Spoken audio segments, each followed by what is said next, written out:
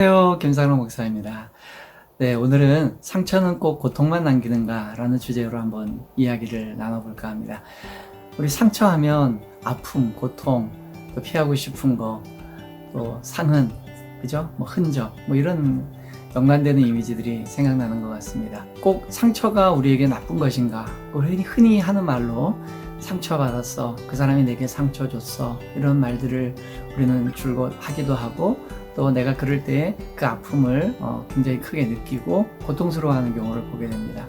근데 상처가 우리에게 꼭 나쁜 것만은 아니다라는 것을 우리 자연 세계 속에서 배우게 됩니다. 특별히 이제 하나님께서 만드신 그 자연 만물 속에는 하나님의 품성이 들어있잖아요. 또 하나님의 마음이 담겨져 있고요. 그런 걸 우리는 일반 계시라고 하죠. 자연 만물 속에 드러나 있는 하나님의 창조의 섭리, 좀 여전히 지금은 이제 인간의 죄로 인해서 타락했기 때문에 우리의 인지도 왜곡됐고 자연 만물도 왜곡이 됐기 때문에 하나님의 그 섭리를 온전하게 드러내고 있지는 않습니다. 그러나 어렴풋하게나마 변질되고 왜곡된 채로, 또 불완전한 채로 자연 만물 속에는 하나님의 섭리와 하나님의 뜻을 이해할 수 있는 숨은 보화와 같은 진리들이 많이 담겨져 있습니다. 그런 의미에서 보면 제가 오늘 소개해드리고 싶은 나무가 있습니다. 예멘에서 자라는 이 프랑켄센스라고 하는 나무는 어떤 나무인가 하면요, 굉장히 볼품이 없습니다. 예멘이라는 곳 자체가 중동의 그 뜨거운 태양 아래 있는 지역이다 보니까요, 굉장히 척박하죠. 그래서 나무 자체가 볼품이 없어요. 그러다 보니까 관광 자원으로 쓸 수도 없고, 나무가 아름답다고 해서 우리나라 단풍나무처럼 그 앞에서 사진을 찍고 이럴 수 있는 나무가 전혀 아닙니다. 보여지는 것이 사람에게 그렇게 유쾌한 마음을 들게 하지 않는 나무예요. 그런가 하면 또 이 나무를 이용해서 제재용 목재로 활용할 수 있냐? 그렇지가 않아요. 줄기가 굉장히 가늘거든요. 그래서 가구를 만든다든지 집을 만들 수 있는 목재로 전혀 쓸모가 없습니다. 그래서 이 나무는 겉보기에 보여지는 것만으로 보면 굉장히 쓸모가 없는 나무예요. 왜 이런 나무가 이런 곳에서 자라고 있을까? 그런 생각을 하게 됩니다. 그런데 이 프랑켄센스라고 하는 나무의 반전의 매력은요, 언제 드러나는지 아십니까? 이 나무가 상처를 입었을 때예요. 나무가 상처를 입게 되면요, 그 이제 줄기에 상처가 가게 되면 이제 껍질이 벗겨지게 되겠죠. 우리도 그렇잖아요. 이제 피부에 상처가 생기면 속살이 드러나게 되고, 혈액이나 또는 우리의 그 체내에 있는 체액들이 쏟아져 나오게 되죠. 똑같습니다. 나무도 그 단단한 껍질이 이제 벗겨지고 나면 그 속에 있는 수액들이 빠져나오게 되죠. 근데요, 이 못생기고 볼품없는 프랑켄센스라고 이 나무가 갖고 있는 수액이, 이게 명품입니다. 이게 상처를 받아서 한번 쏟아져 나오지 않습니까? 그러면 세상의 그 어떤 것으로도 대처할 수 없는 굉장히 강한 향이 나옵니다. 향이 강할 뿐만 아니라 굉장히 매력적인 향이 나와요. 그래서 고대로부터 이 향기는요, 많은 사람들에게 향수로 쓰는 그러한 도구가 됐고요, 향품으로 쓰는 도구가 되었습니다. 여러분, 그 대표적인 게 뭐냐면 우리가 이미 알고 있는 유향이라는 거예요.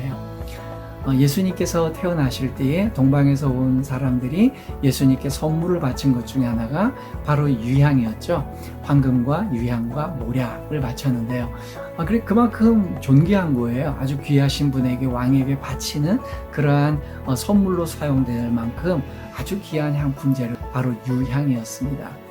그러니 이 나무는요, 겉보기에는 아무도 더 거들떠보지 않고 마치 사람들에게 불필요하고 자연 세계에서도 왜 이게 있어야 되는가라는 생각이 들게 하는 나무지만, 그 나무가 상처가 났을 때 그 상처를 통해서 그 수액이 빠져나오게 되면 진한 향기를 드러내는 그러한 기능을 보게 됩니다. 예수님께 바쳐진 이 세 가지 향품 자체가 여러 가지 영적인 의미를 갖고 있잖아요. 근데 유향은 말이죠, 이 향기란 말이에요.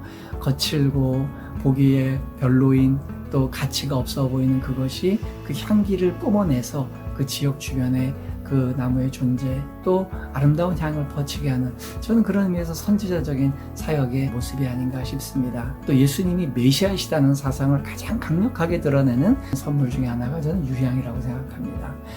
제가 지금 설명드린 대로 유향이라는 이 물질이 나오기 위해서는 그 나무가 상처를 받고 그 찢어진 나무의 껍질 속에서 그의 수액이 온전히 빠져나올 때에, 그때 그 깊은 향이 사방에 번지게 되죠.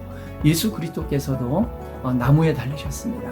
그리고 나무와 그 몸이 못이 박혔다는 건 그 십자가와 예수의 몸이 하나로 보여지는 그러한 의미로 우리가 해석할 수가 있겠죠. 근데 그 예수께 사람들은 손과 발에 못을 치고 마지막에는 우리 옆구리를 찔러서 심장을 관통시키는 창이 들어갔습니다. 그럼으로써 예수 그리스도께서는 다른 십자가 형틀에 있는 죄수들보다 더 빨리 그 전날에도 많은 고초를 받으시고 고문을 당하셨기 때문에 수액과 피를 너무 많이 출혈하신 상태여서 온전하게 자기의 모든 혈액과 몸에 있는 체액들을 다 쏟아내신 이후에 운명하시게 되었습니다. 마치 그가 쏟으신 그 보혈의 피 때문에 전 세계에 오고 오는 예수 그리스도의 나라의 백성들을 향한 그 그리스도의 향기를 드러낸 것처럼 유향이 그런 의미가 아닌가 그런 생각을 해보게 됩니다. 또 최근에 밝혀진 바로는요, 수액이 양리적인 그런 효능이 있다 그래요. 심지어는 항암 효과까지 있다고 하는 그러한 연구 결과도 나왔습니다. 그대로부터도 이 나무의 수액은 향품으로도 쓰였지만 또 치료제로도 쓰였거든요. 그것이 오늘날 과학이 그 치료 효과, 양리 효과를 밝혀낸 것이죠. 그래서 이 나무는요, 보기에 굉장히 쓸모가 없고 사람들에게 무가치해 보이지만 그 나무가 상처를 입었을 때에 그 상처를 통해서 그 나무의 수액이 정말 사람들에게 가장 요긴한 그러한 향품이자 의약품으로 쓰여지는 것을 보게 됩니다. 여러분, 우리가 아무리 열심히 조심스럽게 산다고 해도요, 또 배려하고 덕을 기리고 살다고 하더라도요, 우리는 다른 사람들에게 상처 주는 그 숙명을 피할 수는 없습니다. 우리도 어쩔 수 없이 다른 사람들에게 상처를 주게 되고 또 상처를 주고받는 게 우리네 인생인 것 같아요.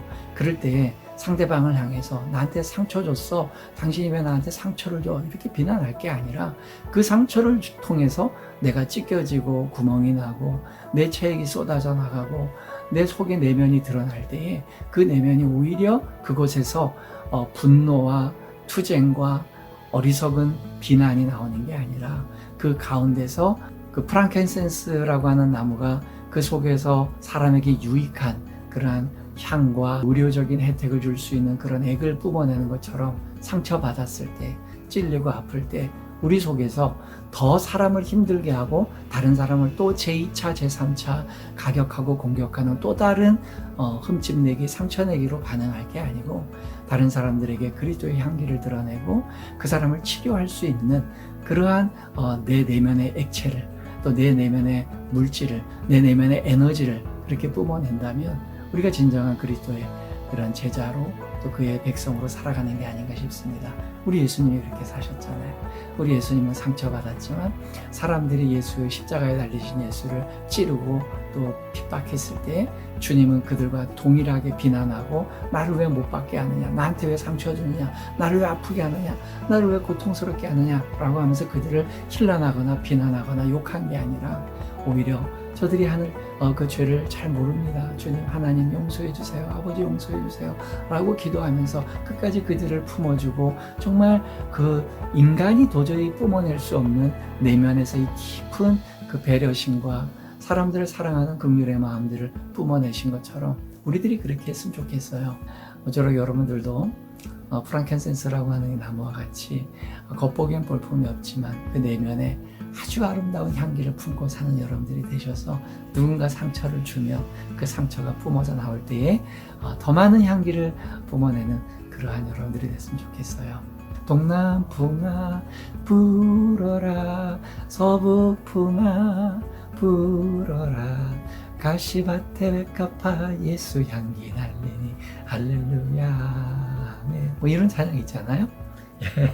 제가 노래를 정식 부르는 게 아니라서 죄송합니다. 네, 오늘은 예멘에서 자라고 있는 프랑켄센스라고 하는 나무에 대해서 소개해드렸습니다. 모쪼록 여러분들의 삶 속에 주님께서 동행하시는 그 큰 은혜가 있기를 바라고요. 프랑켄센스와 같이 깊은 향기를 품어내는 여러분들 되기를, 또 그런 향기를 내재하고 사는 여러분들 되기를 주님의 이름으로 부탁드립니다. 감사합니다.